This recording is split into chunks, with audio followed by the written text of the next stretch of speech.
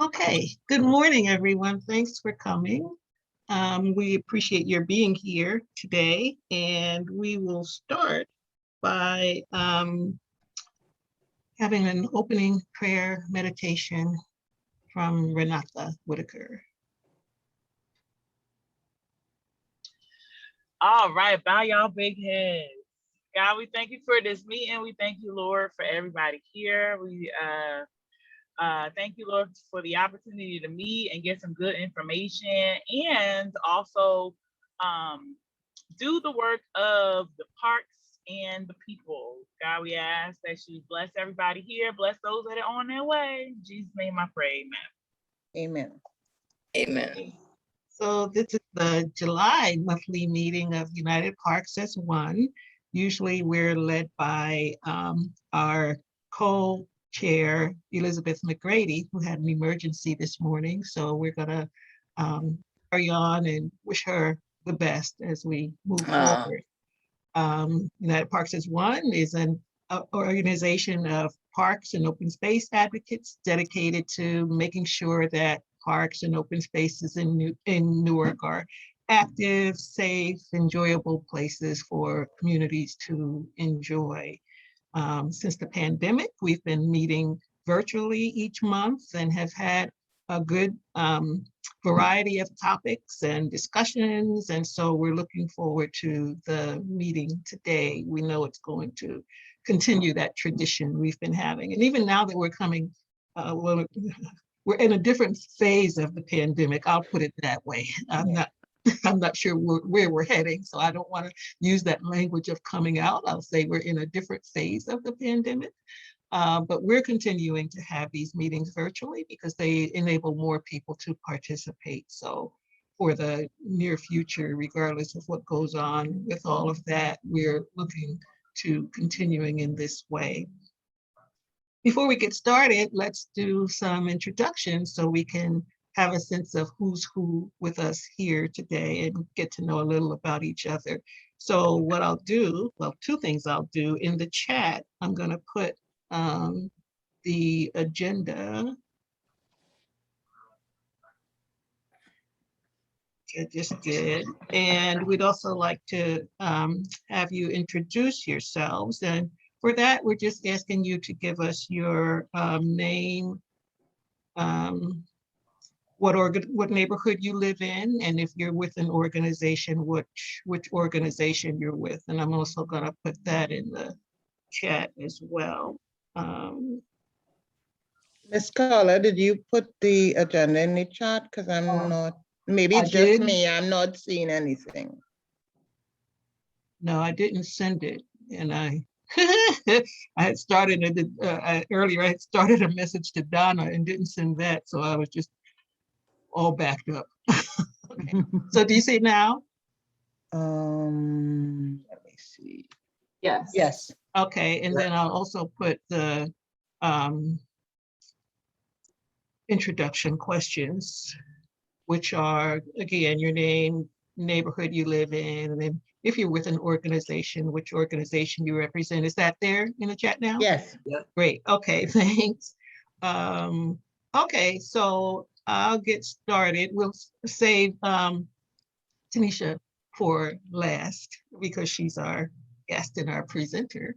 So I'm Carla Robinson. I'm the part-time executive director of United Parks as One, and I live in the Fairmont neighborhood.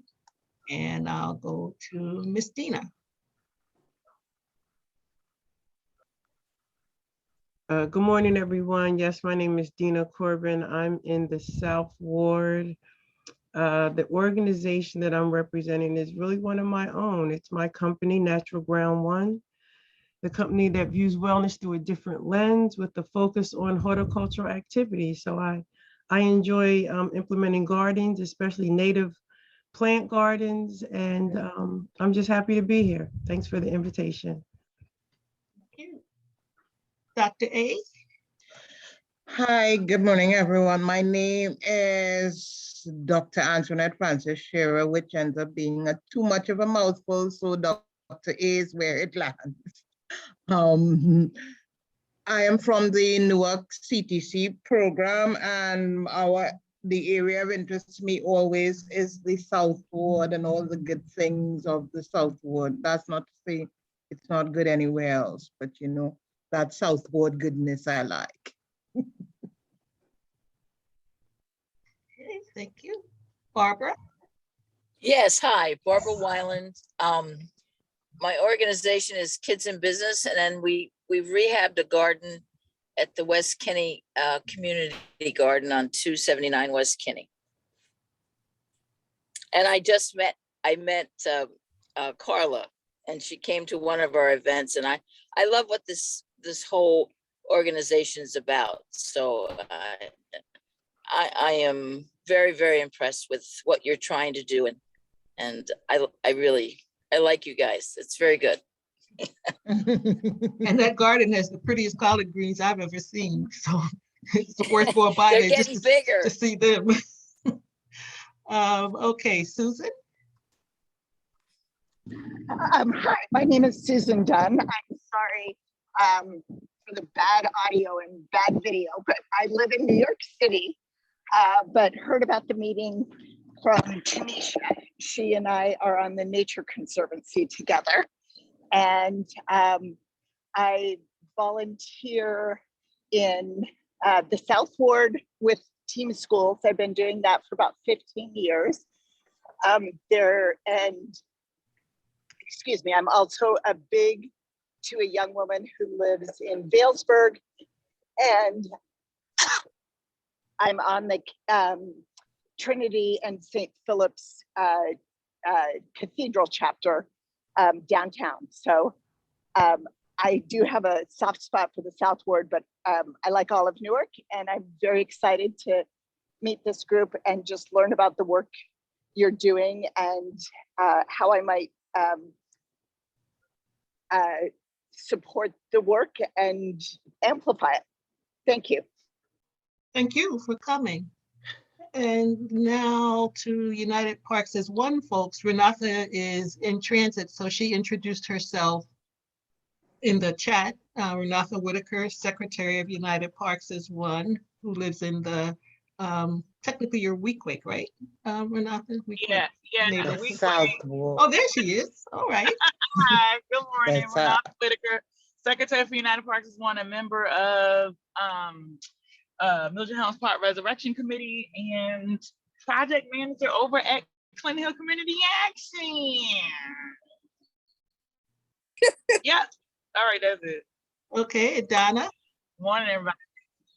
Donna Kirkland, Program Coordinator for the Trust for Public Land, founding member of United Parks.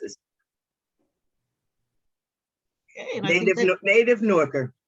I think that's everyone who's here so far. So we'll now move on to our presentation, unless anyone else has anything to add before we do that. Anything to say? Any good news to share? Or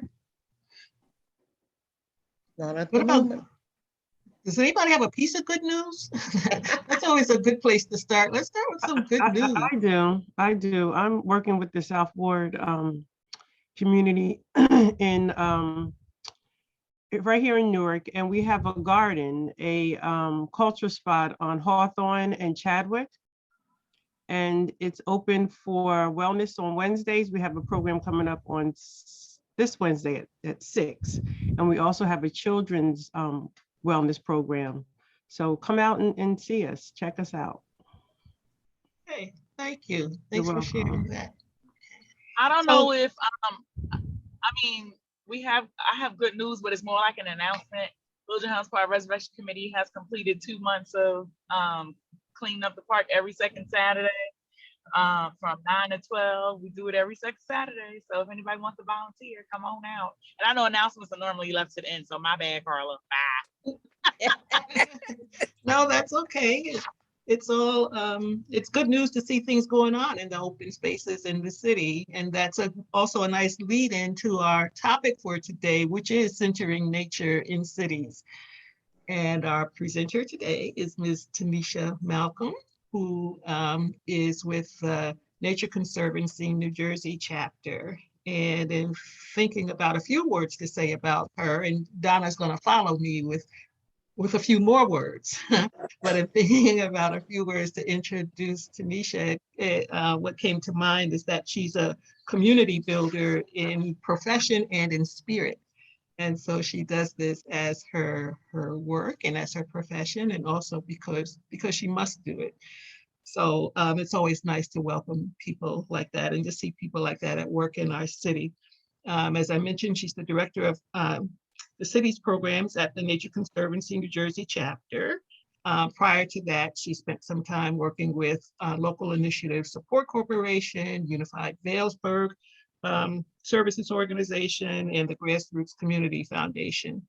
She also founded a consulting firm called TNM Consulting, and she's involved in numerous civic organizations and committees, including Impact Essex 100, the Jamaica Organization of New Jersey, and the Irvington Environmental Commission. One of the quotes that I found online that she lives by is, "Only a life lived in service to others is worth living." So I'll turn it over now to Donna to offer a few more words. So Carla has said everything with my journey with Tenisha. What I have to say is I want to connect the dots and testify how the Creator has expanded her territory. When I met Tenisha, it was via email with Grassroots. We had never met. She was working service, mothers and daughters, health and fitness, and then added extra things to the program. She left there and went someplace else. That assignment was done. She still stayed in touch. When she was at Grassroots, it was quite a few young women, but Tenisha's kept in touch. In each place she went, it was more layers of serving the community, and her territory expanded. She was in the West Ward and went back to the West Ward. The Creator had already put people in place to expand her territory. So when she was going to Nature Conservancy, I was humbled and honored. She let me go on that territory, that journey too, and let me know what was going on. And so now, I mean, this is a huge territory that she asked for and has been doing in serving the community. So that's my story of Tenisha. So with that, we'll turn it over to Tenisha to share her presentation with us. I am so not a crier, but my heart is so warm and I feel like my eyes are starting to well up because it really is, it's really been a phenomenal journey. And I'm just grateful for all that I have been exposed to, all that is within me and all that has been activated to help me serve as a vessel to serve the many communities and people that I have served. And I've done it in a professional space, but it really is personal work. It's work that pulls at my heartstring in so many ways. And it's powerful and it's moving and it just moves with the high energies and vibrations. And when you see those impacts, small or great or everything in between, to know that you have played a part in contributing to the positive outcomes of individuals of all ages, young, old, those that have come before us and those that have gone on. It's wonderful to be a part of that fabric and the legacy building and an example to show others that we all have the power to effect positive change in the places of which we live, work, and play. So thank you all for this space. I don't believe I'm crying here. That is unlike me, but it really does make my heart extremely warm. I thank you all for the invitation again to United Parks as One, to Ms. Donna and Ms. Carla for the amazing introduction. And for, again, a few minutes of your time on this beautiful Saturday yet hot morning to learn a little bit about who I am, talk more about the work it is that I'm doing, how I came to this work, the work within the Nature Conservancy and even how that is evolving in cities, right? And we'll talk a little bit about who the Nature Conservancy is, where they have spent most of their time over the past couple of years, and how did they end up in a space now where they are really being intentional about working in cities. So I am going to attempt, let's hope technology is still being nice to me, to share my screen.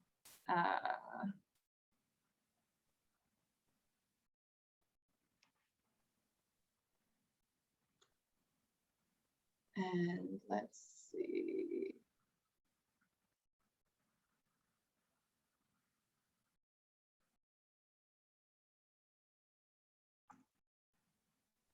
Oh.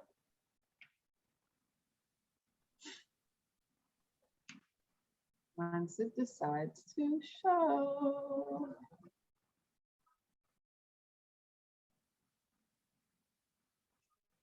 Why am I not seeing it now? From the beginning. All right, let's try this one more time. I'm sorry, ladies. Oops.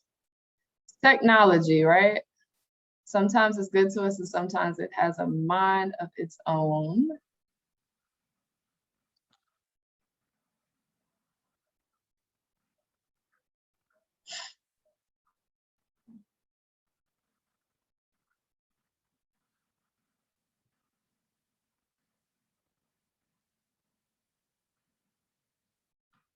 I am not getting it in presenter mode, which is weird. I'm gonna close it and then I'm gonna open it and see what happens. So if you could just bear with me.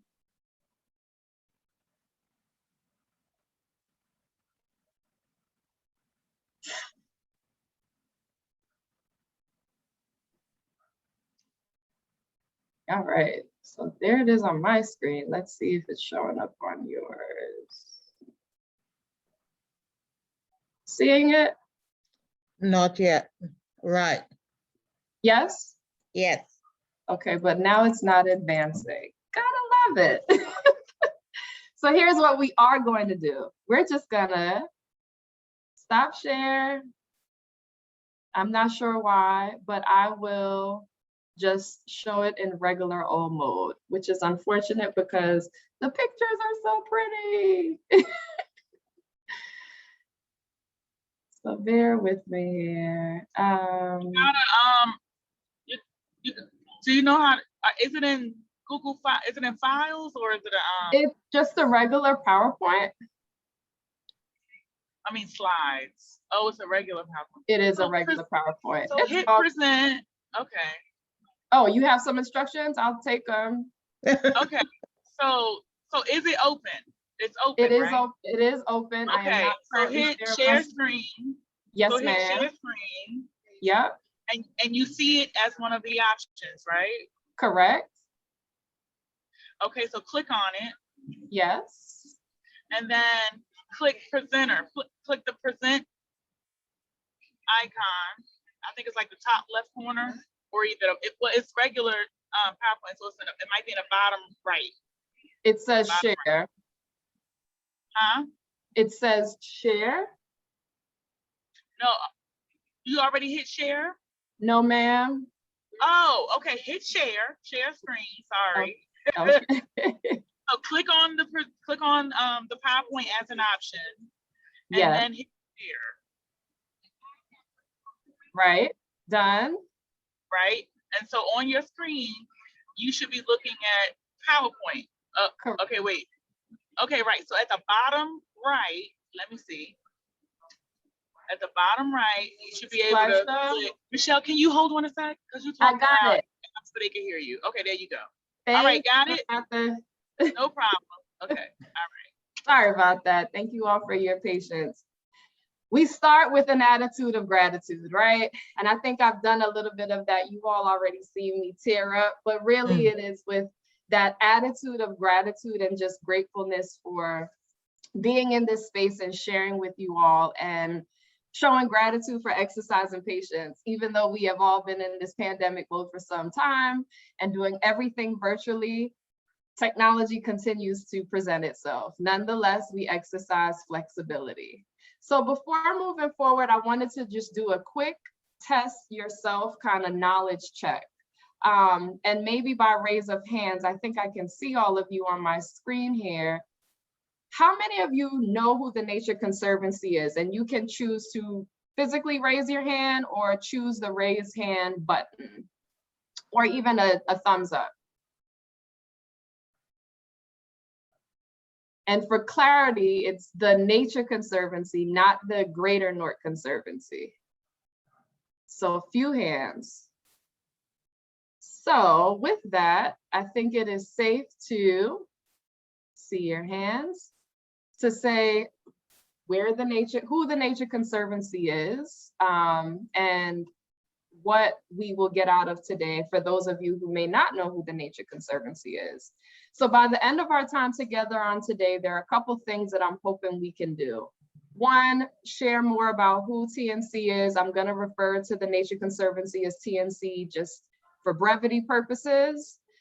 Secondly, talk about TNC's work in cities across, we'll focus today on North America. And then 3, explore the Nature Conservancy New Jersey's chapter, New Cities program, which is called Greening Our Cities, understanding the why, the what, the where, the how we've come about this work in cities across New Jersey. And then we will close with a reflection and opportunity for question and answer. Does that sound good? Yeah. So I should probably take a few steps back before I just jump right into who the Nature Conservancy is and introducing TNC. And I'll do that by sharing who I am and how I ended up in this work. So as Carla and Donna shared, I have both personally and professionally been working in a number of cities throughout the state of New Jersey. I've worked in both Essex and Union County for many years. My journey has taken me from a number of social service agencies, from La Casa to Urban League to UVSO to grassroots organizations like the Grassroots Community Foundation, who is based in New Jersey, but does work throughout the United States. I worked for United Way of Greater Union County, and I started working in this space of the nonprofit sector to the quote that Carla noted of me earlier, like a life of service for me is the most meaningful, right? So being able to impart my intellect, resources, human capital, physical capital, et cetera, into spaces that may be under-tapped or under-resourced, taking the skill sets that I know and carrying them over into the work, and doing so in a way that is always centered in community. Oftentimes we talk about working in spaces and coming up with these grandiose ideas on ways in which we can be a part of the solution. And sometimes it's beneficial, but I think the biggest deficit or the biggest error that we make in that space, sometimes some of our larger nonprofits and in smaller nonprofits, we sometimes just go in spaces, think that we are contributing to the solution independently without taking a second to pause and really assess and ask the people who are impacted by the solutions that we are trying to achieve most, right? And we all know it's proven, there's no like rhyme or reason, like method behind it. The reality is the solutions that we hope to attain to reach to optimal success, so that again, the places where people live, work, and play need to involve the people who live, work, and play there. They need to be a part of the decision-making. They need to be informed about why these solutions are being brought to the table. Their voices need to be brought forward on how they can be a part of the solution making, not done in isolation of them. So it is really important to me, and this is where the community organizing and the inclusivity of community voices holds true as the top pillar in everything that I do, professionally, personally, everything in between. It's always important to me and for me in every career opportunity that I've had to make sure that I am asking the questions and taking into strong consideration how it impacts other people. So now I'm going to go into introducing the Nature Conservancy. The Nature Conservancy was founded in 1951, and it's a global organization dedicated to conserving the lands and waters on which all life depends. That is the mission of the Nature Conservancy. It's guided by science. The work is guided by science to create innovative and on-the-ground solutions to the world's toughest challenges so that nature and people can thrive. And I think that, for me, is the most appealing and what has intrigued me most about the opportunity of which I'm currently in. The Nature Conservancy is tackling climate change, conserving lands, waters, and oceans at an unprecedented scale, and providing food and water sustainability to helping cities to become more sustainable. We use collaborative approaches that engage local communities, local government, the private sector, and other partners to achieve this mission. So where is the Nature Conservancy and how far and wide is their work? We are in every state across the United States. We have over 70 offices around the globe, and the countries that you see listed down below are some of the places and regions for which we are. We have a little over somewhere between 1,000 to 5,000 employees. We have about 400 scientists on staff, which really undergirds that science base and evidence in our work. And we are considered one of the top 5 major nonprofit employers in the world.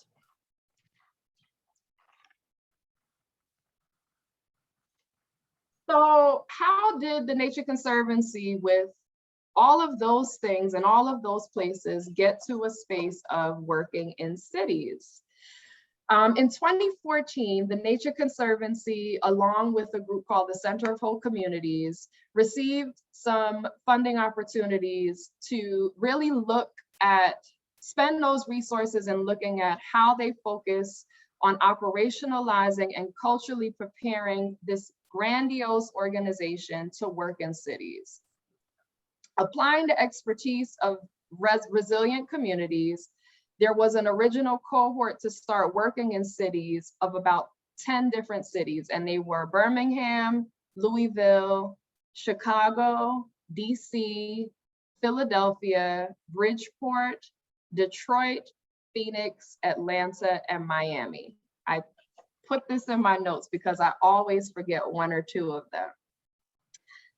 The impetus behind understanding how to operationalize and culturally prepare for working in cities, it was mandated and clear that in order to prioritize the work, there needs to be an emphasis on the benefits this work would have in working in underserved communities. So they baked into the development of the cities program 3 core things: justice, fairness, and inclusion. And that was from the very beginning. There were decisions to make sure that there were these pillars, decisions collectively within TNC, and then I think through a series of conversations with those potential cities that they were looking to start the work off in, and look to develop kind of some fundamental elements of the work. The basis of those fundamental elements were around centering partnerships and a collaborative process, connectivity, which is that deep investment in time and seeding early relationships in order to advance the work, and a clear commitment to develop the program through a network-based approach. So in the first 2 years, there was a lot of workshopping, brainstorming, developing, strategic planning, talking among a bunch of brilliant people who were very methodic and strategic about how they would approach this new thing into this space. From that came these 3 buckets that you see here: a strong vision, a mission, and a goal. And as you probably already read here, the vision was really aimed at changing the relationships between cities and nature. I think TNC clearly understood that they did not have any long-standing or existing relationships in cities, right? Their work was primarily in these rural white communities that would be benefiting from the skill sets of which TNC brought to the table. So making sure that they were fostering that gap between nature and cities and understanding how to do it was pivotal in their vision. The components around being just and being fair, having that connectivity to really demonstrate that commitment. From that, they were able to really move forward with a mission, right? And how to implement these nature-based approaches and taking the science and the skill sets in that area to make sure that the work that they were doing was equitable, was improving the environmental conditions of communities, and also advancing what urban conservation looked like, right? This is a space in which TNC did not have knowledge, TNC did not have understanding, and I think in the vision missioning, there was a lot of learning on the part where the organization needed to shift perspectives and understand what communities experience, how communities experience the things they have been experiencing for decades around racial and social justice inequities and the unfairness that exists in cities around the globe. And then they were able to really work towards, again, developing and kind of bolstering their goal. And the goal that you see before you is focused on a collective impact, using the knowledge base of their findings in learning and understanding and developing a collective impact that facilitates collaboration and really understands what it means to be a collaborator in a space where you're new. It doesn't mean that you come in as this mega organization with resources and knowledge and feel like you have all of the solutions to people's problems.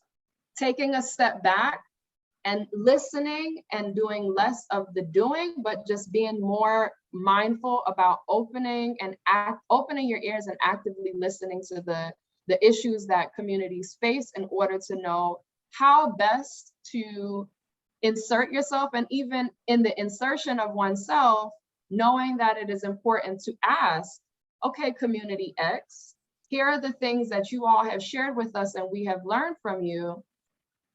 Would it be helpful if the Nature Conservancy offered these recommendations and these project opportunities? Would this serve as beneficial to you all? So it's not just coming in and knowing that you have the answers, but asking if it's needed and figuring out how best to kind of navigate the issues that may exist.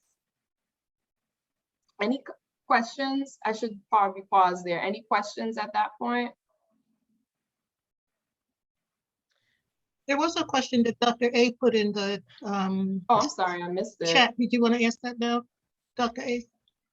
Yeah, no, I was just asking, you had said that you were in the TNC was in the Caribbean, and I was just asking which Caribbean territories you were in.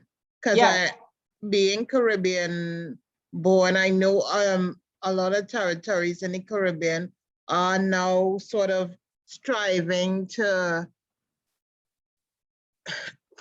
fine tune that, preserve so much of the impact, the indigenous plants and stuff like that. So I was just intrigued.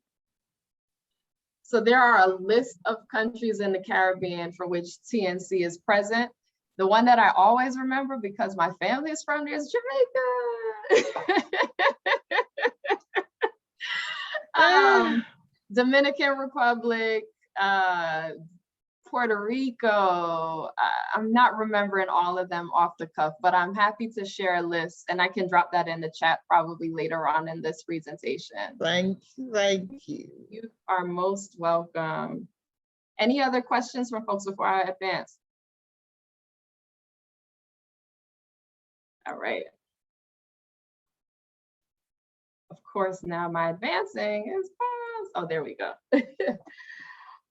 So some of the other work that TNC spent a great deal of time in doing as they were kind of devising these goals, objectives, and vision and direction were establishing some guiding principles.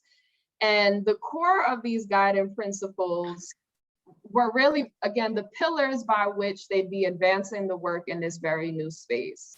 The core philosophy is around benefiting people in cities for ecological goals. So the public health, the economic resilience, and the social cohesion of neighborhoods where TNC was looking to do its work were the aims of its conservation work, seeking to pursue projects that benefit, again, both people and nature.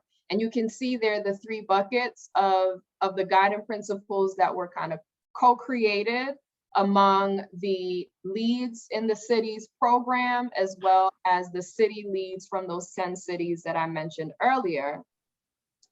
From the guiding principles and the established vision and goals, TNC was able to develop what they refer to as a field guide, an urban conservation field guide. And that is actually a public document that is available to anyone interested in really understanding what urban conservation is. And I can drop that in the chat a little bit later. But one of the things that you would see in both the urban conservation guiding principles, in addition to the field guide, is that baked into that is the core element of equity. It's like the icing on the central ingredient that exists in this space. So equity always at the forefront. Equity. So now we'll talk about New Jersey, right? And like how New Jersey is developed and how TNC New Jersey got to the place where they are now, where we're working in cities. This is a pie graph that was taken from our friends at New Jersey Future. And it talks about the developed, the still to be developed, and the preserved land that is across the state. 33% of New Jersey is very developed. And this, again, this is back in 2015. So I'm sure these numbers have gone up as we see the number of development projects across the state. There's still 13% of places in New Jersey that are not as developed, right? And there is a bit of a number of places that are considered preserved. There is a lot of work to be done in that preserved section of the pie, and there's a lot of understanding where those places are. What needs to be preserved? What does preservation mean?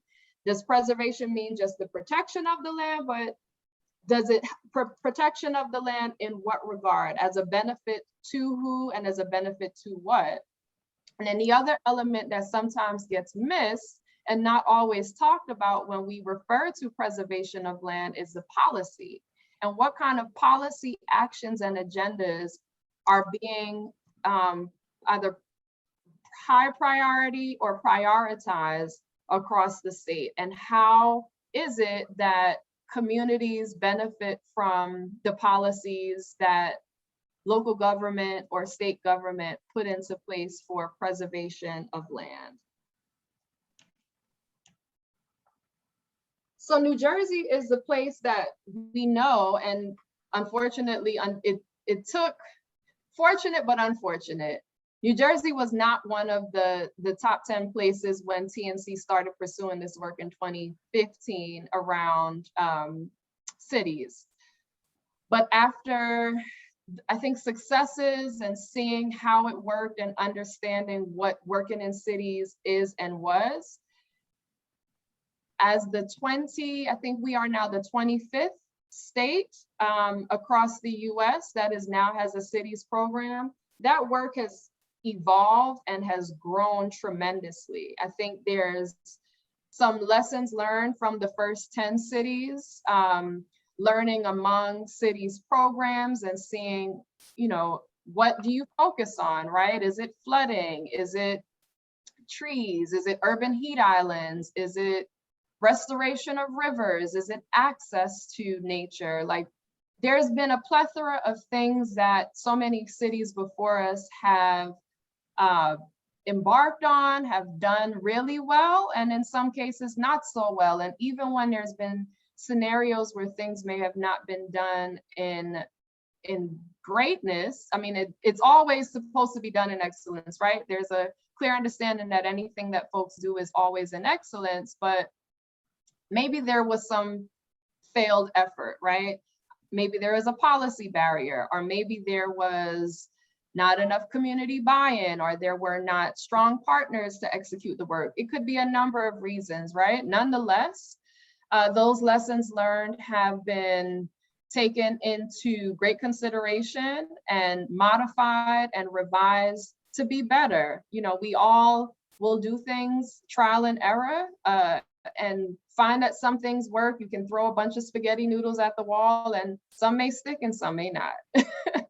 And that's just the reality of anything, right? There's no perfect recipe for any solution. You have to try a number of things.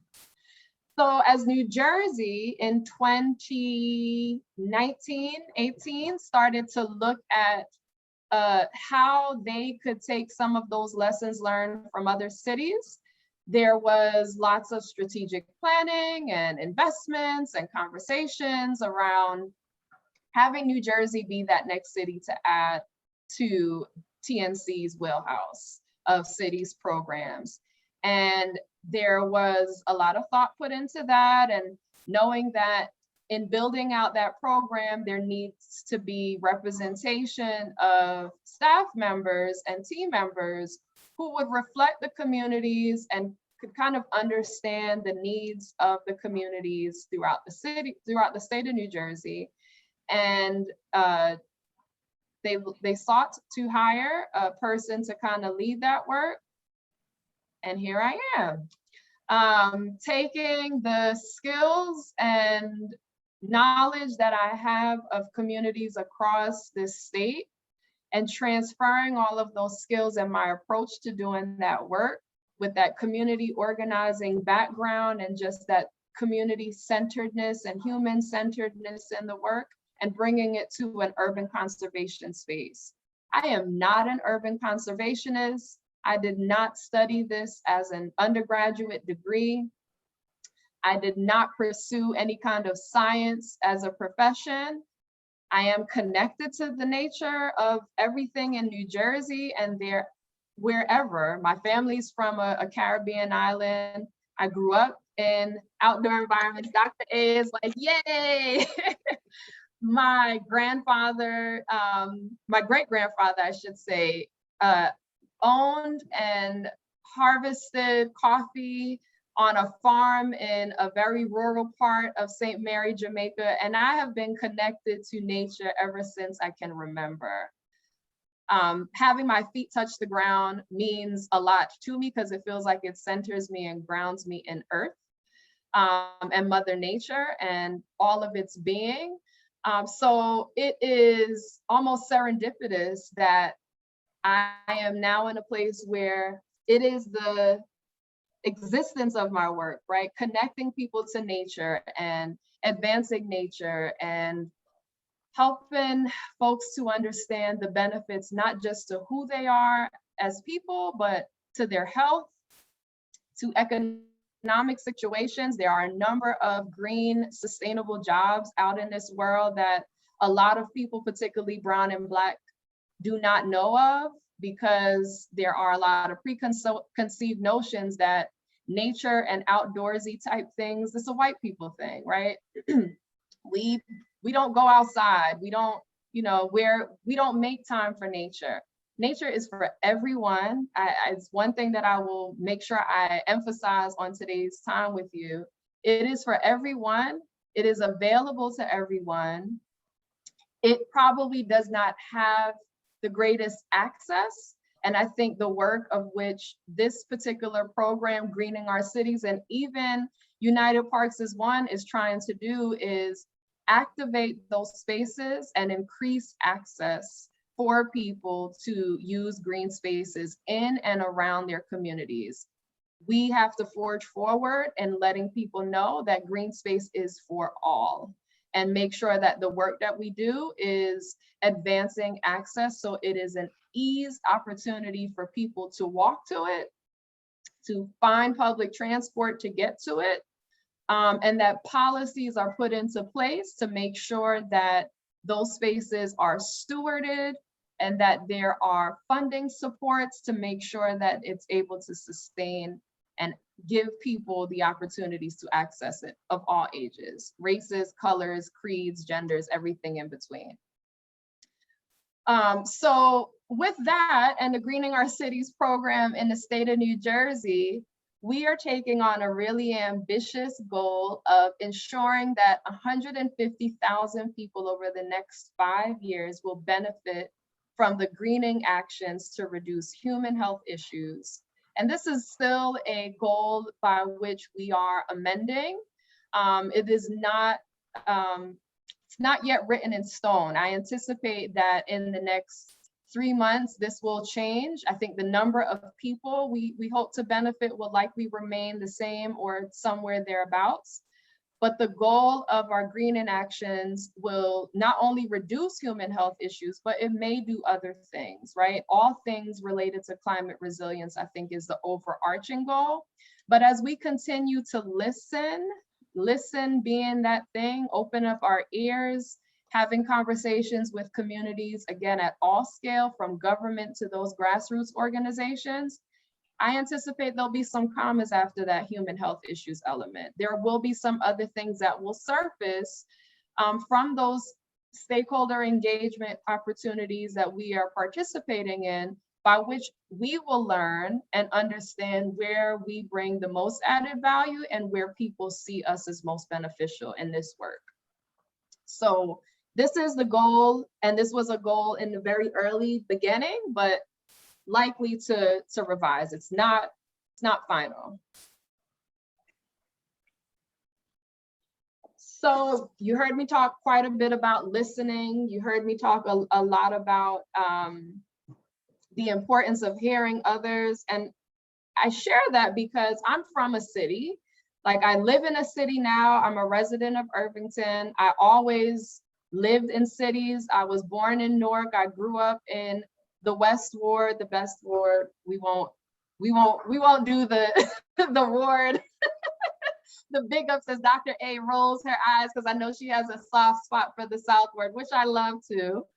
But I was born and raised in the South Ward. I was born at Beth Israel Hospital, but grew up in Vailsburg. It's where my family migrated to in the 70s from the island of Jamaica. But being a city girl and knowing what cities experience, it's important to me that people are listening to my concerns. And it is important to me that I have an active part in the solutions in the places that I live. So naturally, we partner with CARE, right?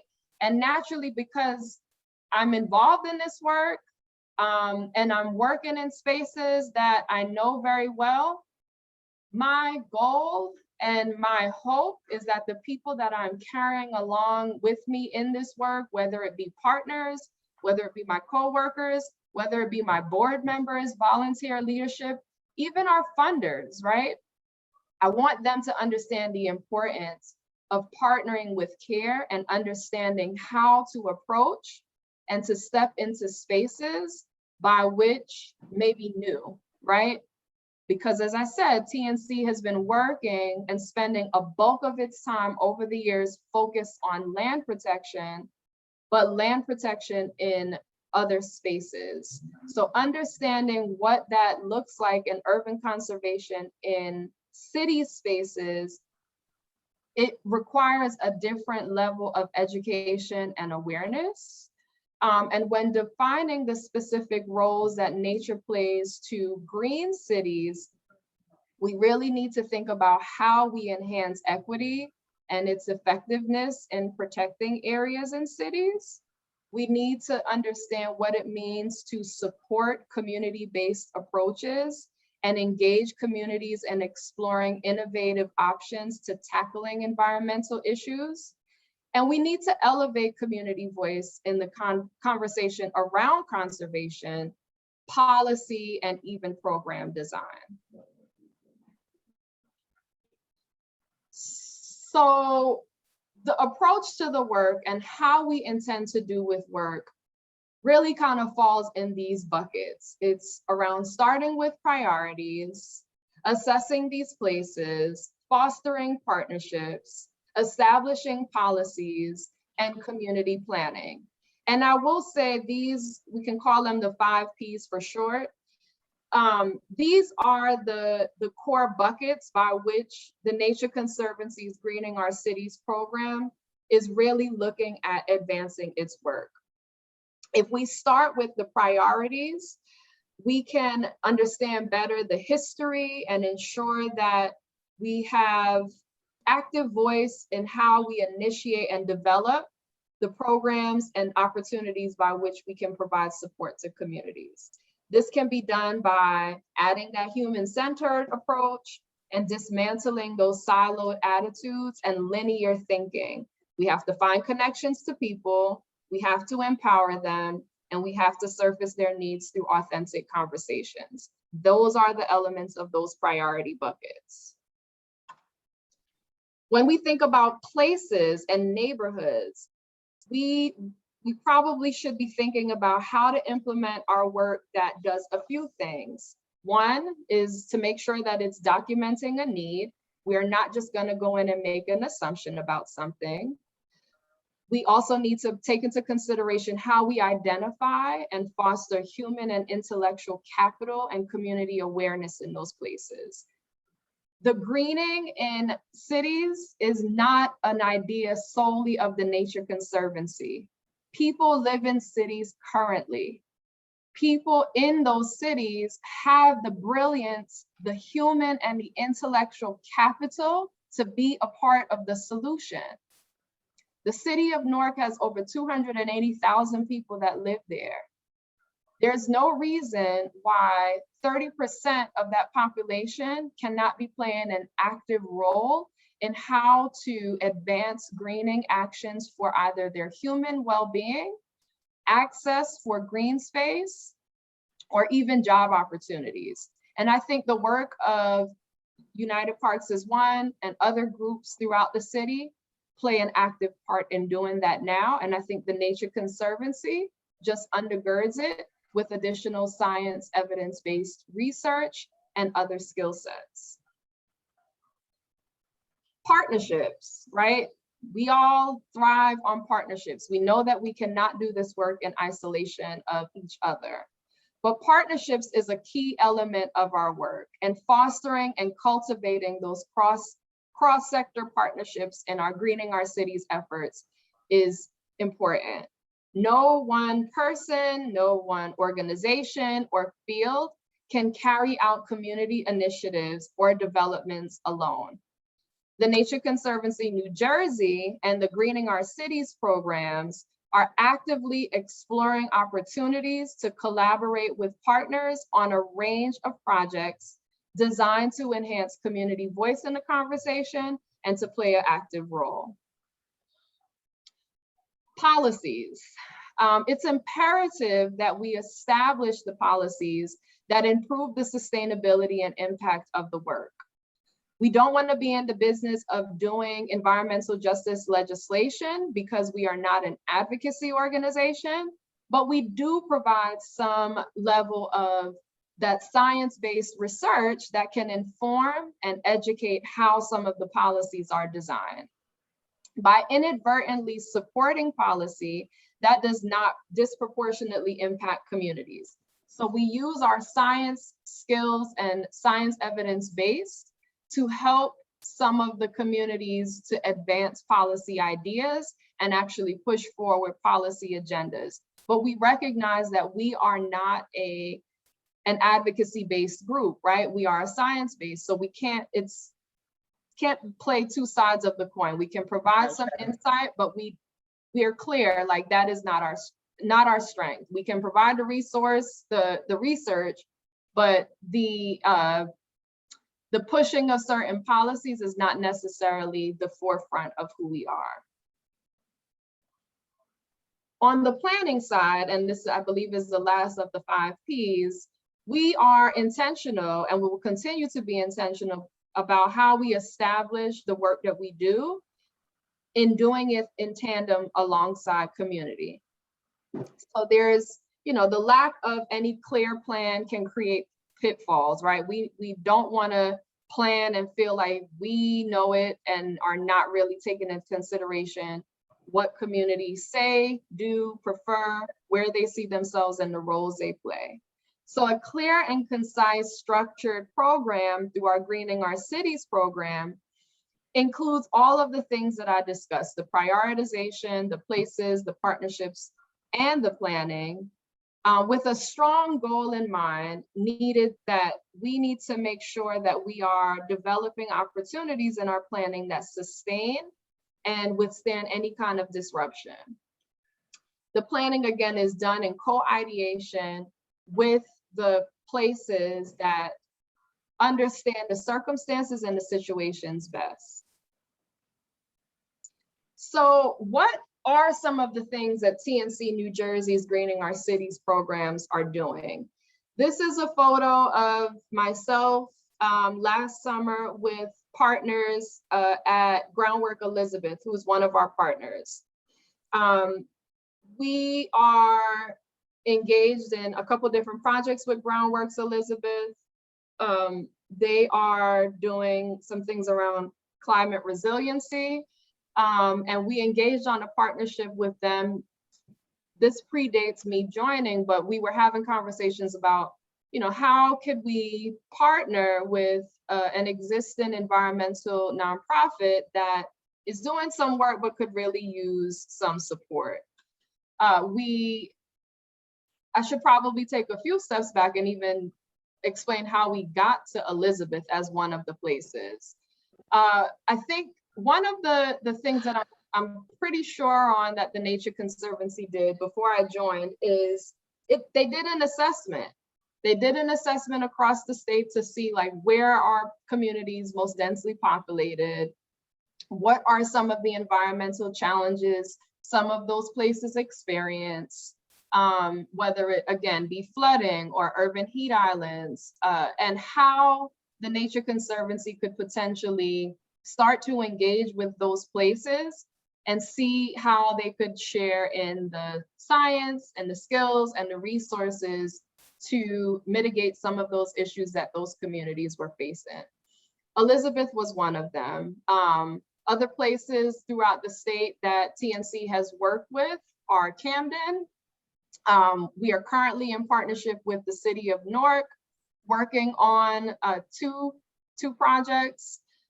We've engaged in conversation with the city of East Orange and in Irvington.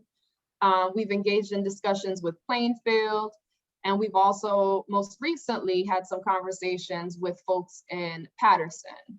And I think as we continue to build out our capacity, right now I'm a team of one, but as we continue to build out our team and the capacity within our chapter, the hope is that we extend our reach. So right now, it just so happens that we are centered primarily in the northern part of the state, but as we build out, I anticipate that we will have a farther presence, a larger presence, I should say, in the southern part of the state. We're actually in the process of hiring a second person right now. We are looking for a cities program manager, and we're currently in the interview process. So it will add to my capacity and add to helping to make a broader reach, and really help to advance some of the key elements of our work.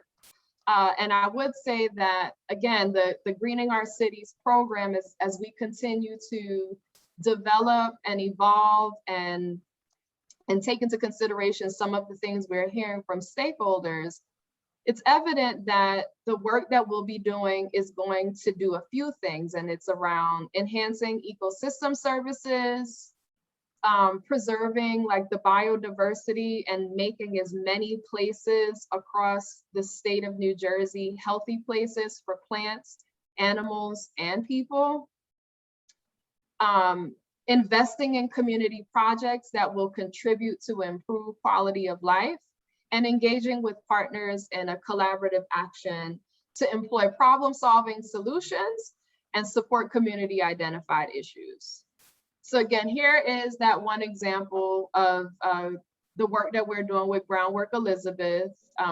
Elizabeth, the city of Elizabeth, emulates Newark in a lot of different ways as far as like population size and the development, and is a definite urban heat island. They face several urban heat island issues. They also have some flooding challenges that happen there as well. And one of the things that they learned from community members was on the grounds for which this green roof is, of which the Nature Conservancy helped install, and I'll give some more background on that in a bit. This is on the grounds of a public library, the Elmora Public Library, which is in the Elmora section of Elizabeth. It is the one of its kind in the city of Elizabeth, and it was installed in an effort to do two things. One, to address the urban heat island situations.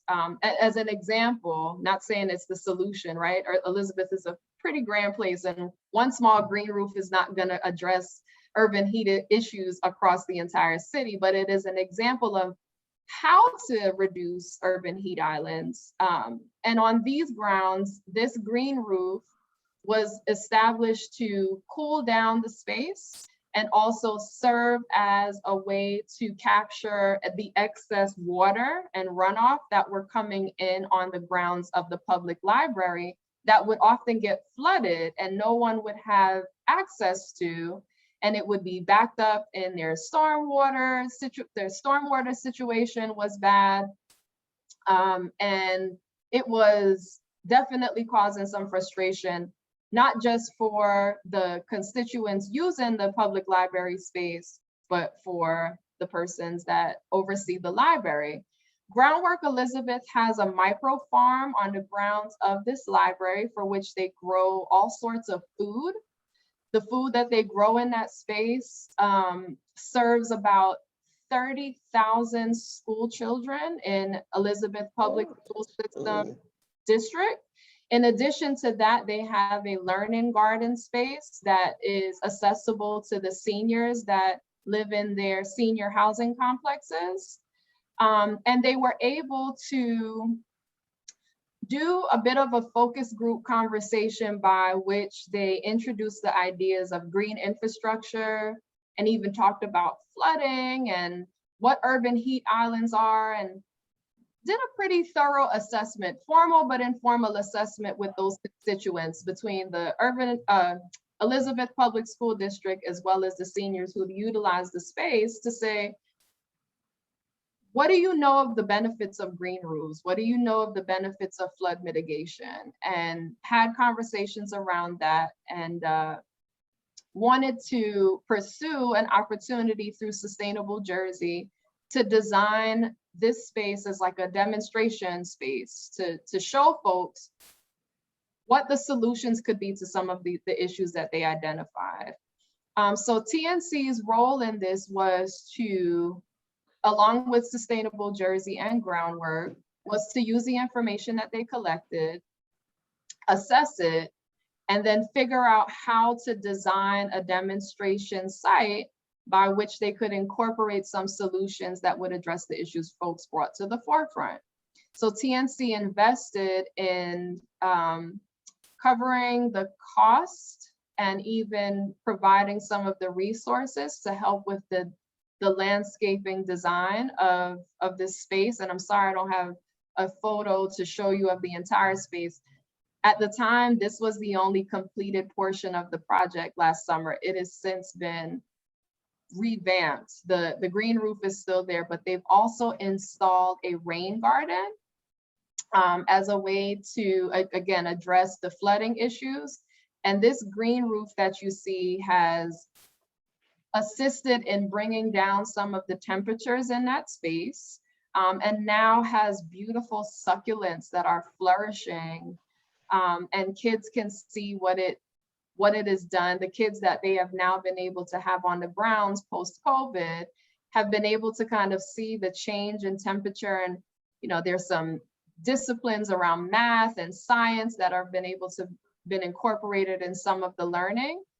But this is a really thriving space. And again, it is just one example of how and where TNC is working, and a little bit of a snapshot into the direction by which we're hoping to go. Again, rolling up into the mission or the goal of which I shared with you earlier on, of impacting 150,000 people across the state with greening actions. This is what you would consider a greening action, or nature-based solution is the common term that we use. But here's a prime example of that. So I'm coming to a close with this, but it's clear for us that in doing this work, it does require us to shift and kind of pivot how we approach the things it is that we do. And we talk about, you know, everybody's talking about equity, right? And equity is at the forefront of all it is that a lot of our organizations and nonprofits and corporations and our funders, foundations and private sectors alike are talking about work in this space. But it is like the central tenet, right? And to do it really well, you have to do it at a pace that goes a little bit slower sometimes, only because you don't want to move too quickly and then you screw it all up. So although TNC New Jersey in particular has been looking to do this work in cities since 2018, 2019, and with the hiring of myself in 2020, there's still a lot to be determined, and a lot of things that we have not yet developed mastery of, and I don't think we will develop mastery of. It's a continued learning journey. But one thing's for sure is that if we are being very deliberate and intentional about what equity looks like in our work, we have to make sure we do it at a pace that makes sense for who we are and who we have been historically, what we know, how we continue to learn, and how we show up in those spaces moving forward, right? We are a small staff. We have about 35 people on our team, and they're doing a myriad of things across the state. But to speak honestly and openly about where they have been and where we are now, we are not fully equipped. We're getting better. We are learning on this journey, and I am hoping that as being a member of this team and helping my coworkers and colleagues to really think through the fundamental elements of what it means to work in cities, we can approach this work differently and do it well. Can't say that we're gonna do it with flying gold colors, but we are gonna strive to do it well, and do it well at a pace that means moving slower. Folks have been asking me, like, what's happening, right? Is the Nature Conservancy actually doing work? We are doing work. The Groundwork Elizabeth Project is an example of that. Our continued stakeholdering and conversations with communities, some of which I've mentioned to you, is a part of that. The listening is a part of that process. That's where those 5 Ps come into place. We have to hear what is needed and know where best to position ourselves, and know where it is appropriate and how it is appropriate to show up. You don't want to just go off on a handle thinking you have all of the answers. And again, you make a complete disaster of it because you make assumptions, right? So that's kind of where we are. And I am hopeful, and I'm extremely optimistic that these demonstration projects or smaller scale projects that we are currently working on, they will roll up into something bigger and greater. The work that we're doing in the city of Newark, we're working very closely with the Office of Sustainability on mapping and like how the city currently maps green spaces. And the city has done a phenomenal job. Most recently, they've announced and shared their environmental resource inventory. But there are some elements to it that could be bolstered, right? So the Nature Conservancy, we've got map geeks like out the wazoo. So if there are places by which we can build upon where a city has done something really successful, but it has the potential to be even greater, that is where I think we have added value, right? There's the value proposition there. So we have been working with the Office of Sustainability, Natalie Agosto-Filion and her shop, on how to bring some of our mapping skills to advance the work that they've done with the environmental resource inventory. We've even looked at ways in which we can support in mapping green spaces that can help advance some of the work in the master plan that the city is currently undergoing, and thinking about how to create greater green spaces that are easier accessible. I know TPL has done a great job. They most recently released a report on walkability of green spaces.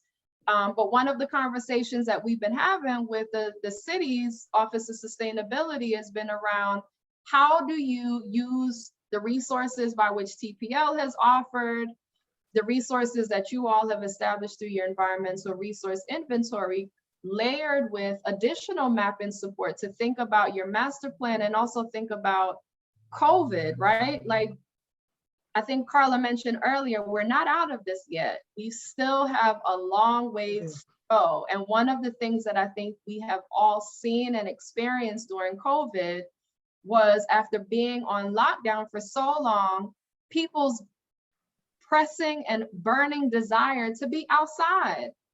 And one of the things that we learned from COVID in some communities, particularly those that are overburdened communities, is green space is not always green space or easily accessible to folks. And even the green space that does exist, they may not be COVID friendly, right? Like, you feel like you're jammed into spaces. So how to use the science and the data and those mapping tools to redesign and recreate even vacant lots. How do you green vacant lots? Not everything has to have,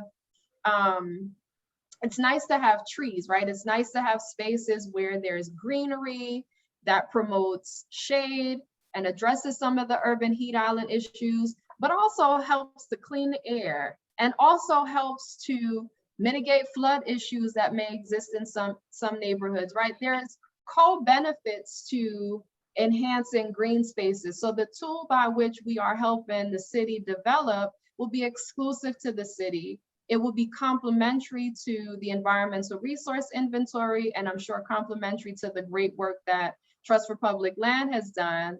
And it will be user-friendly to constituents. It's not just a city tool, right? It's going to probably live on the city's website, but the goal is to help residents understand how they can use their cell phone or go onto the internet or a tablet or utilize some of these creative technology spaces that the city has. I know there's some kiosks throughout the city, but how could you just go up to one of those devices and quickly map where those green spaces are in your neighborhood?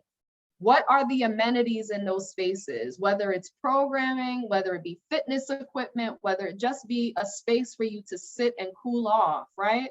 So the goal is to develop a user-friendly to all tool that communities can use, again, for personal edification. But maybe there's even grassroots or communities groups that want to pursue programming or grant opportunities, right? The hope is that they could use that tool as a resource to justify why they should apply for a grant or why someone may want to collaborate with them on a project. So it's a process that we are currently embarking on. The project is called Project Greenprint. Greenprint meaning it's almost like a blueprint, but green print intentionally because it's all about green spaces. It will probably be live in the next couple of months. It's currently in like a beta mode. We're testing out, you know, what features work, what features should be incorporated. That process will include community voice, right? We want to make sure that residents are able to share with us what is significant, right? Even making the case to residents as to why mapping is helpful, why mapping should be seen as a resource, and how they can use it and how it's a benefit to them.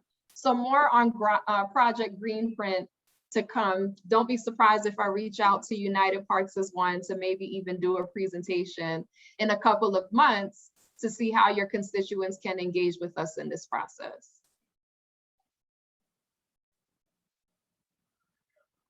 So again, our work in greening our cities is really about thinking through greener, more equitable New Jersey cities particularly.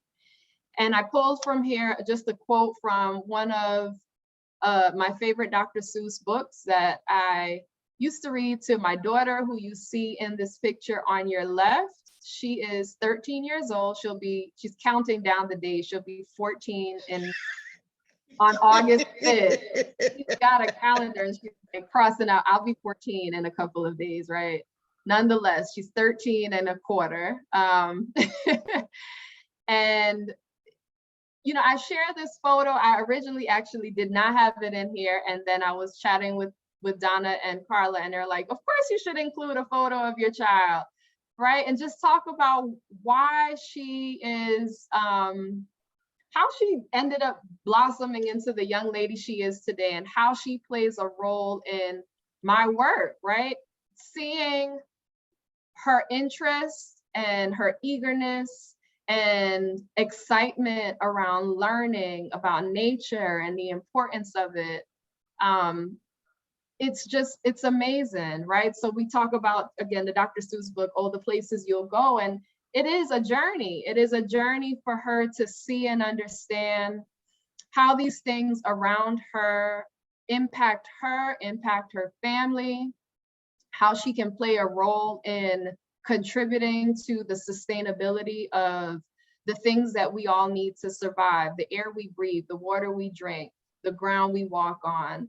She is a constant learner. I learn through her. I always encourage her participation in the things that I am engaged in as a way to foster her brilliance and excitement around these things. She most recently completed a 1-week program at University of Denver just 2 weeks ago. Okay.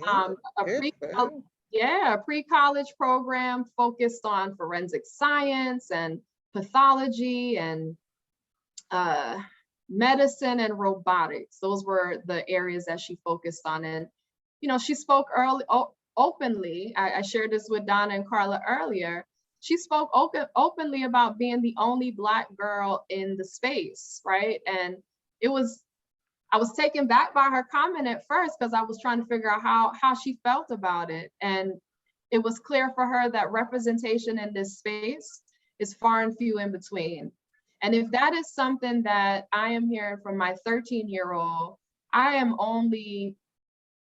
only imagine how many other Brown and Black girls and boys are thinking or not thinking about what opportunities behold them in the future, particularly in this space.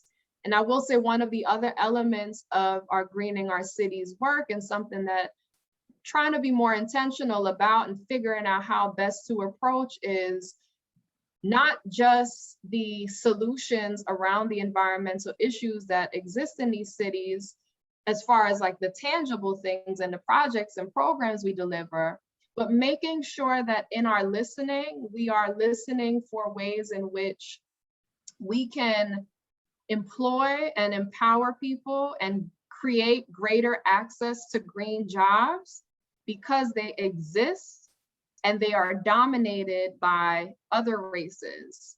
And there is no reason why we should not be thought of or a part of or know or are aware of these opportunities that exist. There's stuff for us to do, right? We just need to expose and educate ourselves about these opportunities. And for every space that I can show up in and tell people who the Nature Conservancy is, or other environmental nonprofits or advocacy groups doing this work, I'm always throwing that in the loop, because it is important that we also have a seat at this table too. So I am bringing our presentation to a close. This was really a formal but informal conversation. I hope you were able to take away something new from today's discussion, and know that the work it is that I am doing is one that I'm not doing alone, and I'm not doing it thinking about just the work Tenisha has to do, but it is a personal connection for me to serve the communities that I know need the benefit of the work it is that I am doing. And I hope to continue to do it in partnership and in collaboration with many of you. Groups like United Park is one, community groups, residents, my neighbors, our policymakers, our funders. Everyone needs to be brought to the table for the discussions around how we can work towards a more collective, equitable, greener New Jersey that involves community in a level of which they probably have not been invited to participate in before. But we all know and see the value of that collective spirit and voice, and continue to just practice that attitude of gratitude and push forward with that spirit of generosity, and move out of these transactional opportunities and doing things for personal gain and gratification, but do it because it's the right thing to do. Exactly. Thank you all. Thank you, Tenisha.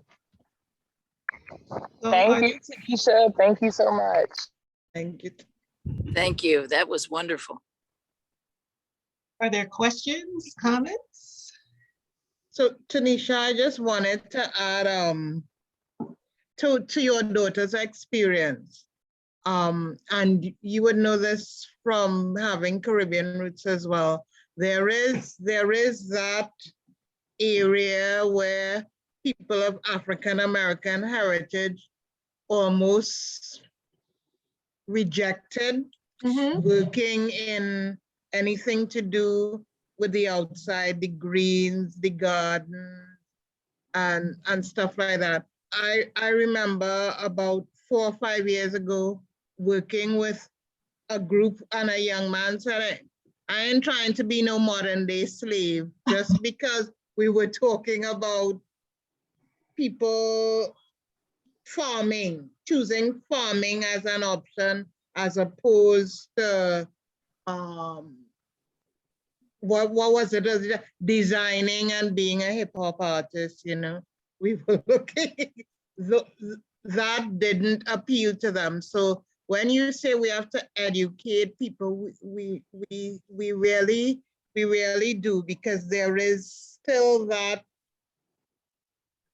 I don't know how to articulate a thing, there's still that sort of pushback from getting further away from slavery, but still coming back into what they view as the actions of the stigma, of agricultural work on the whole. So that's where the education piece, to your point, comes in, right? People will think that we'll have those perceptions of things, but you have to just debunk those myths, right? Yeah. We know that it's sad and unfortunate that our forefathers were the ones that had to maintain and upkeep the grounds. And in some cases, there were grounds that were owned by our forefathers that were stripped of them because, you know, I guess they felt like we weren't worthy of owning land and farming land and all of those things. But there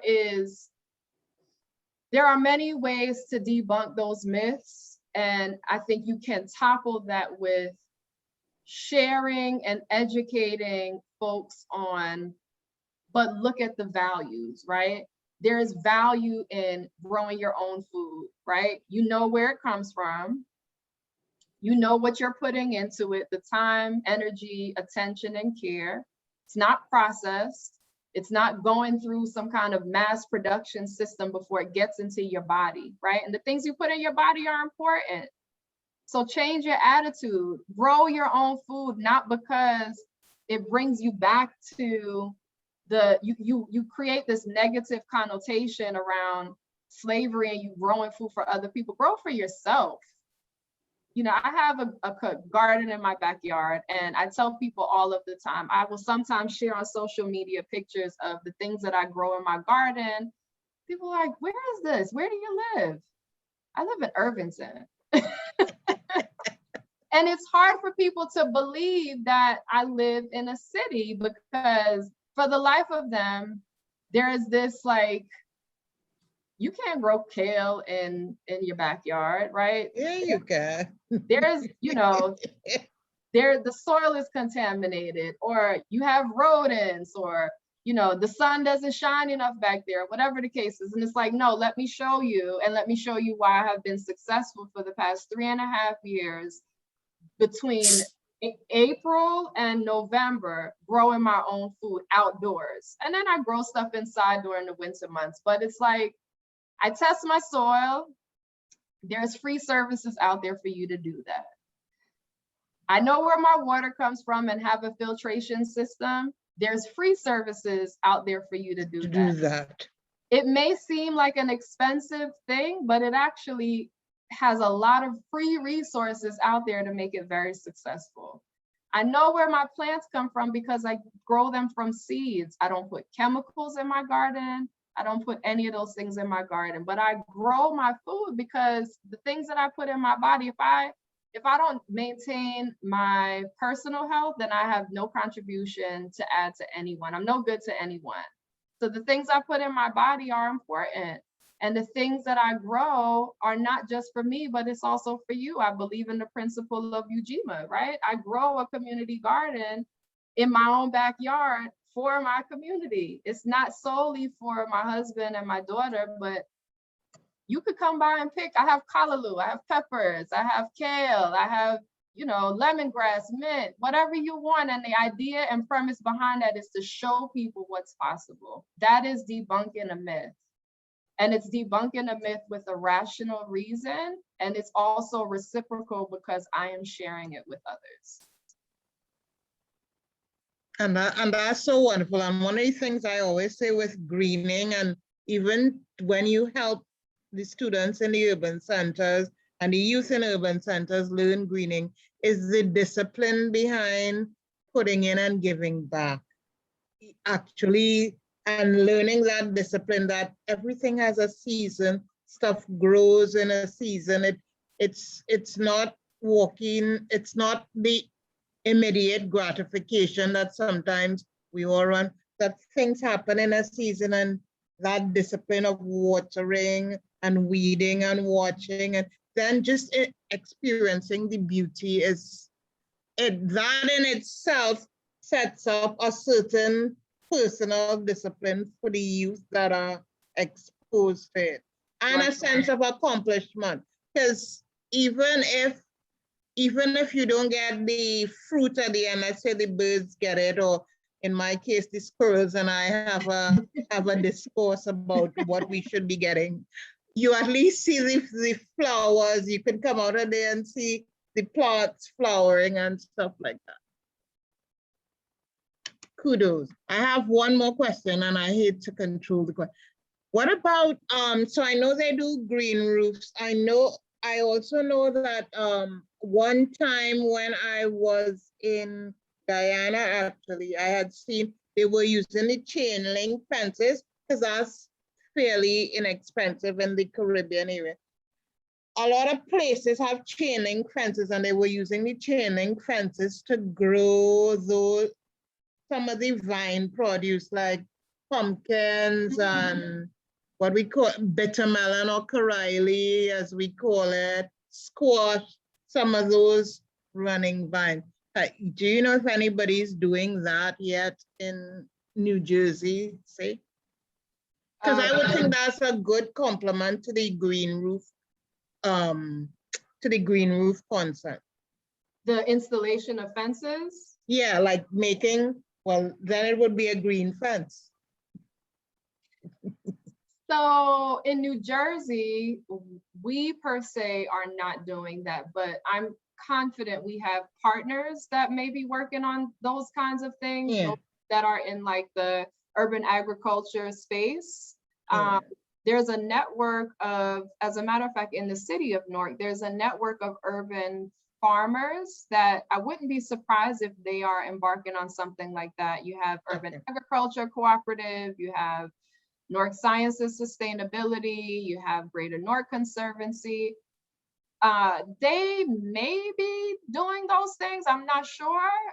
Where the Nature Conservancy would probably serve as helpful to groups like that in the city and other places would be to provide the science around it, right? Like, what's the viability of installing something like that in your green space? Does it address other issues? Can it, is there like a water retention wall, or is there a biodiversity thing, right? Is the installation of something like that going to address, I don't know, providing support to natural inhabitants in that space? Frogs, salamanders, like I can come up with all kinds of stuff that may want to thrive in those spaces. So that's where the Nature Conservancy would play a stronger role, not necessarily with the installation of that, but could provide the science behind the undergirded it. science to make it beneficial, or even the mapping tool by which I shared the example of, right? Mm-hmm.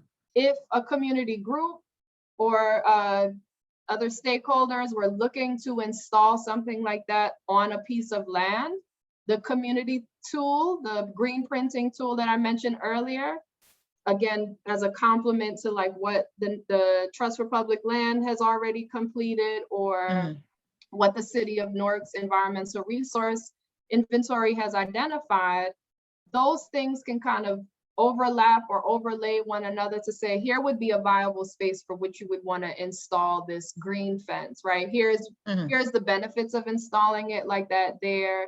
This is an underutilized space that, you know, if you activate it, it may reduce blight, crime, violence, a number of different things. Because as we already know, the social determinants of health are all in the loop of what we are discussing. So that's where we are coming more from that angle and less of the let's build it, more of the here are the things that would serve as helpful to determine if that's where you need to build. Does that answer your question? It does.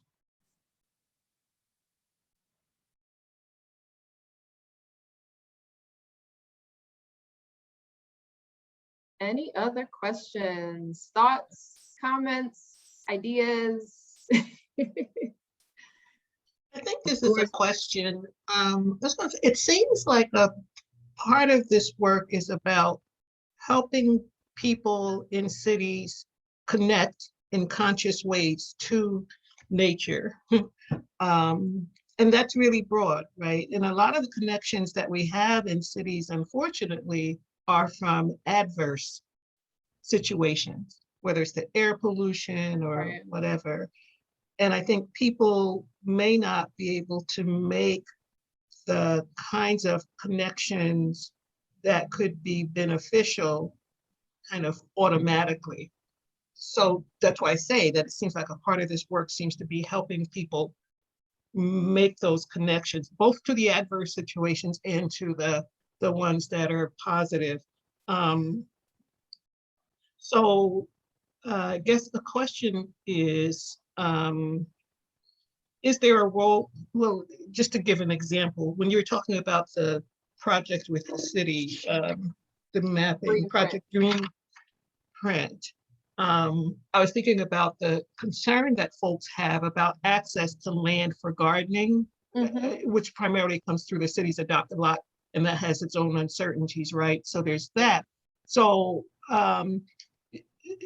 is there a role for TNC in helping the city and gardeners and other folks who care about access to open space figure out how that space could be made more accessible to people, not just because of the mapping, but through a kind of a system that would mean that maybe we could talk about access to gardening space because land is made available in a kind of sustainable way, whatever that means. Maybe it means looking at best practices from other cities or something, or looking at lots that are, I guess they call them out parcels that are too small to be developed for anything else anyway.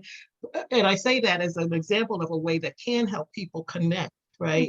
Because you've got this concerned group of people who do the gardening, but if other people knew that, well, in just about every neighborhood, as defined by the city, you can find these spaces where if you want to, you can garden. I don't know, I guess I'm just thinking about how those connections get made, and if that's part of what you're thinking about in equity, and then what is the role to do that? Because that's not the traditional science role, that does get into some other things and to some extent policy, but maybe not pushing for policy, but helping to outline possibilities. Yes, definitely. So two things I think to that, and I'm glad you mentioned the policy because that's one of them. But the second is around, again, still under the policy umbrella, but what it means to acquire and conserve land, right? So traditionally, Nature Conservancy is known for buying land. There's some lessons to be learned about how they've approached that, how it's been successful, how it's probably not been as successful, what are things that could be done different, and use those experiences, I think, to help shape how community gardeners or coalition groups approach land acquisition. And what are some of the parameters by which one can acquire a land? What are the responsibilities? What are the roles? What are some of the cooperative measures by which you would hope your municipality is granting you, right? So that's where the policy piece comes into it, because it's twofold. The local government individuals needs to understand the importance of why communities should be able to maintain and sustain their own land and can sustain their own land, but the government also still plays a role in some ways around helping support that, right? Some of it is giving up control of things that maybe they don't always want to give up control on. Some of it is working collaboratively to ensure the stewardship of those spaces. Maybe a community group doesn't have the full capacity to do everything and will be reliant on local government bandwidth to support, right? So it's figuring out and trying to find kind of that middle road as to how both groups can see the value proposition or value added. So there's a policy piece, there's a land acquisition piece, and I think those two things actually are ways in which TNC can lend support. And I've already had some teed up conversations about that. We've been discussing like the city's current adopt a lot lease program. There needs to be modifications to it. What ways in which can we just provide the knowledge base to say, here are some suggestions or recommendations as to how you can revise it so that community members have long standing of those spaces, you know, some easement on some of the rules, some greater clarity on like the ending and start time of a lease. I know a lot of community gardeners have had some issues with investing all of these resources, tools, equipment, food, growing today, and then they've gone back 3 days later and they've been swiped away because of development projects, right? So how do you equip people so that they could stand their ground and make sure that the documents and legalities of things incorporates fairness and is thoughtful and kind and not like stripping people of something that is of a benefit, not just to an individual, but it has a greater benefit to the community. Because you think about where some of those community gardens are, they're in food deserts. They are there and they exist because there's no local quality supermarket, and the food that they are growing is benefiting the people on their block or in their surrounding community. So there's value added there. It's giving people access to quality food in a space that's grown in their neighborhood and it's walkable. So there's a policy element, and there's definitely the education on what land acquisitions mean and ownership, and like there's a whole economic component in that we haven't even scratched the surface on yet, but definitely something that we are, at least the work of greening our cities and corporation with our policy team is trying to figure out where do we best add value, and how can we help to kind of move the needle and push the agenda to address these issues that cities experience. You might have looked at this too, because there are also alternative ownership possibilities, whether it's urban land trusts or whatever. Yeah, even the development of an urban land trust is something I know some groups are looking to kind of coalesce and activate soon.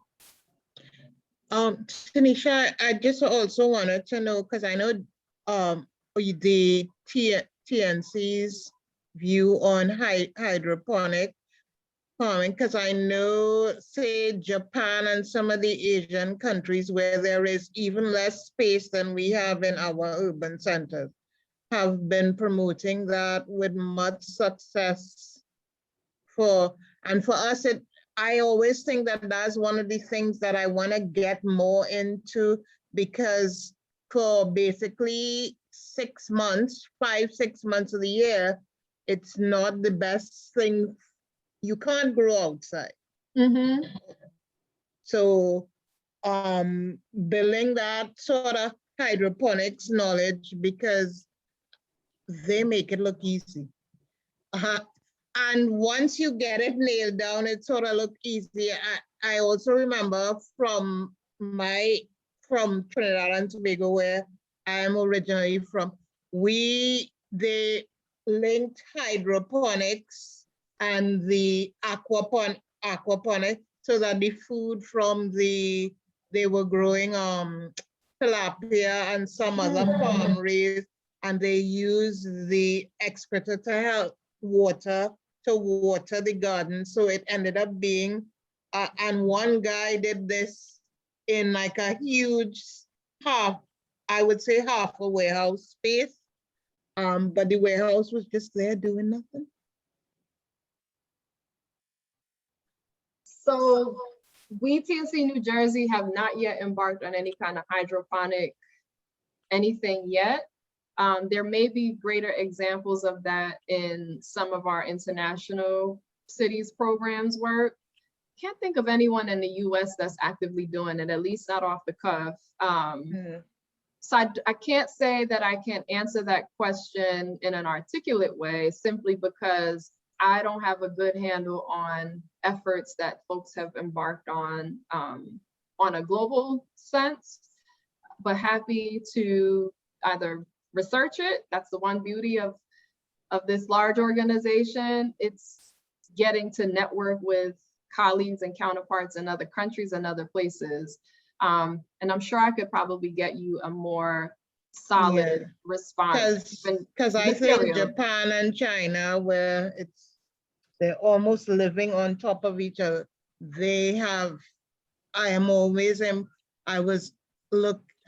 this is probably a Facebook junkie. I was looking at the guy one guy in Japan grew a whole wall of like arugula lettuce and some other things on the wall, and you saw the little tubes, and this was in his apartment. This is not like separate from all. The example I gave you in Trinidad is a guy who used like a half a warehouse space. The warehouse was there doing nothing, just looking to create vandalism at some point. And he used that, and now that actually, it started as doing something for his family, like you said, and it's actually become an economic benefit for some of them in the community. So you're right on target with that. But I would be intrigued, and I think in Newark, some hydroponics would do pretty well. Agreed. No, Donna and I were about to chime in at the same time before, and then also Dina has her hand up. So Donna, then Dina.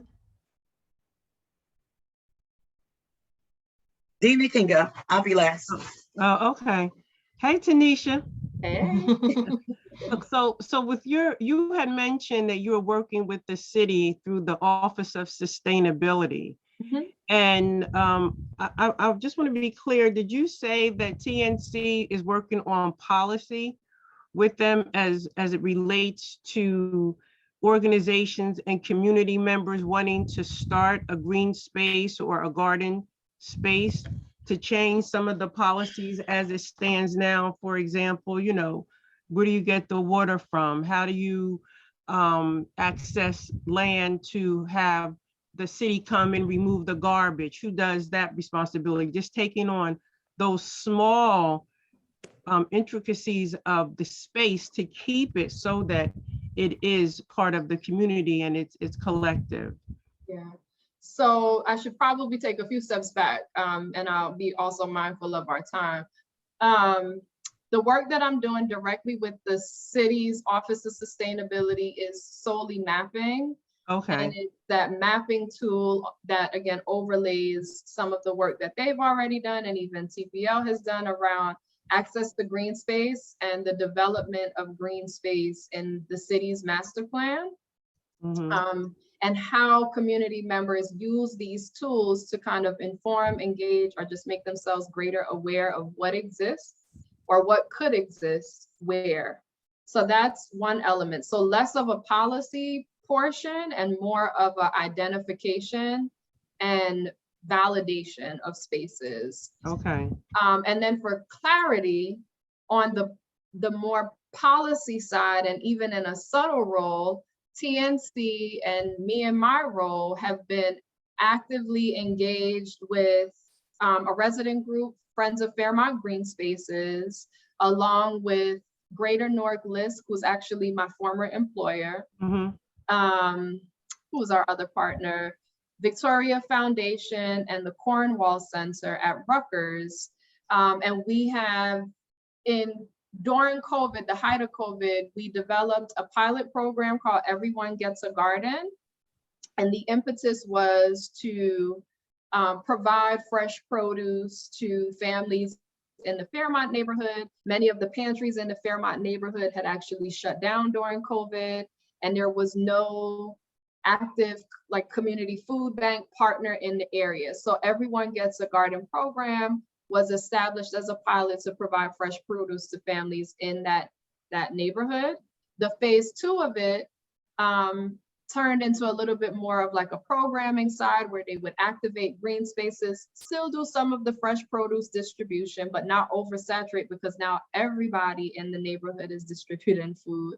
So they still have that as a small element. But the third piece of it was introducing folks to the art of gardening, how to maintain gardens, how to grow your own food. And one of the places by which folks would be able to plant the things they grow was in some of the Adopt-A-Lot garden spaces in that neighborhood.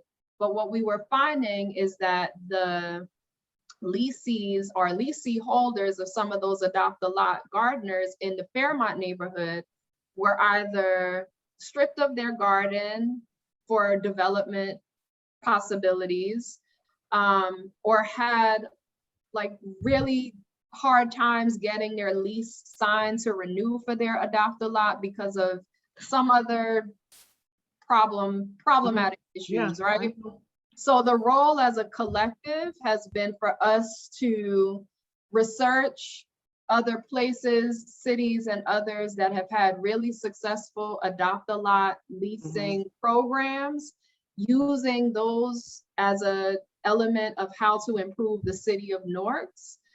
We even made recommendations on, we being that collective group that I mentioned, made recommendations to go before the city's planning department and economic development department to say, here are some strategies at which we would like for you all to consider in the next iteration of your Adopt a Lot program, and some policies and ordinances that we think you should put in place. We organized and had a couple of signees. Right, I think petition, United yeah, Parks is exactly. one, and others were a part Mhm. of that. And it's still in process. It's been super slow going, but nonetheless, we've been able to provide some guidance. Yeah. And that's where the policy side of things comes into the mix. Yes, because I just feel that within that, I mean, there's so many garden spaces, so many community gardens in Newark. I just feel that at some point there needs to be a best practice. Right. There needs to be a best practice in no matter who you are, if you're coming into a space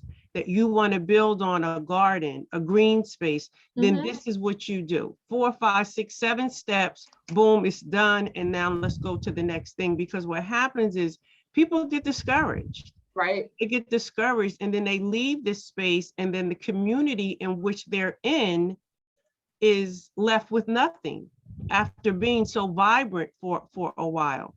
So and that also interrupts the trust that communities build exactly, with each exactly, other, right? Because exactly. you work so hard at showing people how beneficial this is, and then one day it's Yeah. gone, and it's like, well, Dina told me, Right, right? right. But sometimes it's out of your control. Right. So that's something that needs to be worked on, is those best practices. yeah. Thank And you. You're welcome.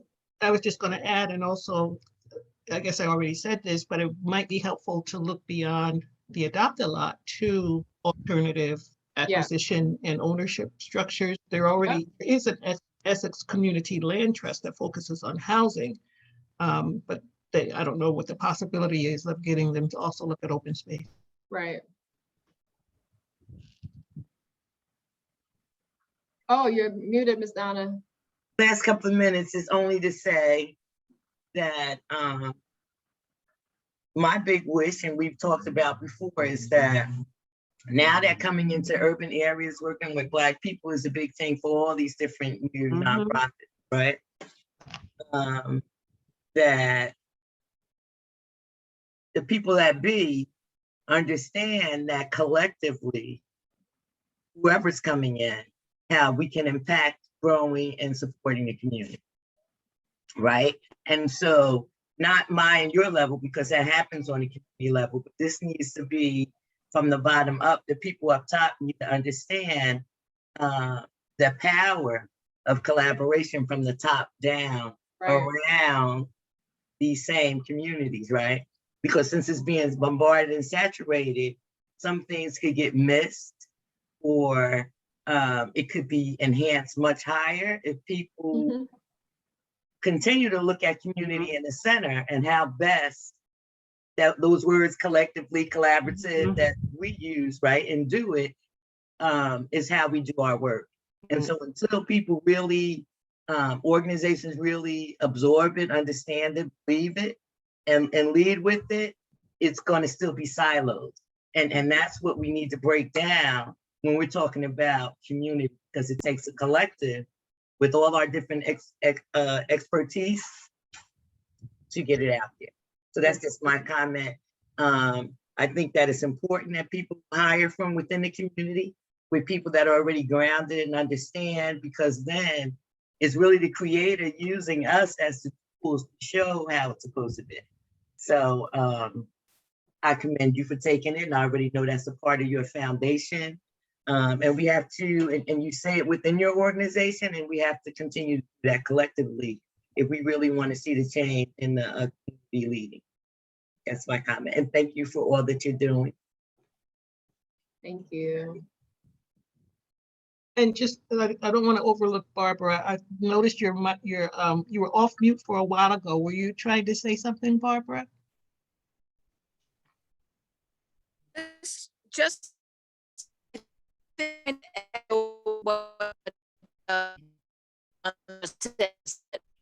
style where there's so many good things are happening and you're strong, and there's so many, aside from certain areas doing this and certain areas doing that, I think We're having a, Barbara, we're having a hard time hearing you. I don't know if it's maybe because of where you are, or are other people having a hard time too? Yeah, Yes, it's kind of breaking up. breaking up.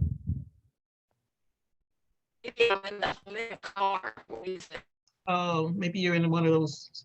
Dead spots, maybe. Yes. Maybe I'm in a car, so maybe we should. I don't know. I think it's important that we find different ways to work together. Yeah, we're not able to hear. Maybe I'm it's sorry. Is that you, Barbara? It That is, was better. but I couldn't tell if you were starting to come in clear or not. I heard, I'm sorry. What was that? oh, okay. Oh, Is- now we can Is hear that- you. Is that? Yeah. Oh, good. All right. I guess just for the timing's sake, I think the most important thing that needs to happen is that all the people that are doing such good work, I think we need to reach out to each other and kind of work together. You know, we need to find each other and build that coalition together, because I think we're stronger together than we are in our little areas. And I think that needs to